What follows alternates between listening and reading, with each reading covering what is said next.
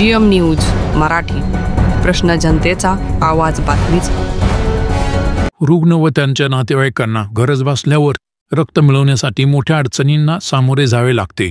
विशेषतः कवठेमहांकाळ तालुक्यात एकही रक्तपेढी उपलब्ध नसल्याने मिरज किंवा सांगली येथून रक्त आणावे लागते। त्यामुळे रुग्णांच्या नातेवाईकांना आर्थिक व मानसिक त्रासाला सामोरे जावे लागते। ही समस्या सोडवण्यासाठी कवठेमहांकाळ तालुक्यात रक्तपेढी सुरू करावी अशी मागणी इम्दाद मल्टीपर्पज फाउंडेशनच्या वतीने करण्यात आली आहे। या संस्थेने नुकतेच आमदार रोहित सुमन आराराबा पाटील यांची भेट घेऊन लेखी निवेदन सादर केले।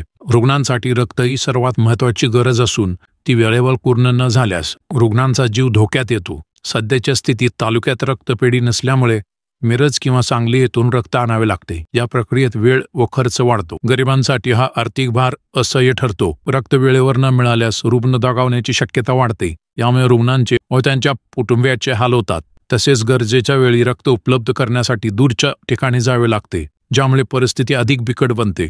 कवठेमहांकाळ तालुक्यात रक्तपेढी स्थापन झाल्यास रुग्ण व त्यांच्या कुटुंबियांना वेळेत व कमी खर्चात रक्त उपलब्ध होईल। त्यामुळे अनेकांचे प्राण वाचू शकतील। या मागणीवर सकारात्मक निर्णय घेऊन लवकरच तालुक्यात रक्तपेढी स्थापन व्हावी अशी विनंती इम्दाद मल्टीपर्पज फाउंडेशनच्या वतीने करण्यात आली आहे। आमदार रोहित पाटील यांनी या मागणीची दखल घेतली असून याबाबत योग्य तो निर्णय घेऊन लवकरच कृती करण्यात येईल असे आश्वासन दिले आहे। यावेळी इम्दाद मल्टीपर्पज फाउंडेशनचे सर्व पदाधिकारी उपस्थित होते। कवठेमहांकाळ तालुक्यातील नागरिकांनी या मागणीला जोरदार पाठिंबा दिला आहे। रक्तपेढीच्या स्थापनेमुळे गरिबांपासून श्रीमंतांपर्यंत सर्वांना वेळेत उपचार घेणे शक्य होणार आहे।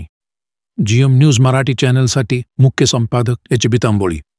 अशाच महत्त्वाच्या बातम्या पाहण्यासाठी GM न्यूज मराठी चॅनलला सबस्क्राईब करा आणि आपल्या मित्रांबरोबर नक्की शेअर करा।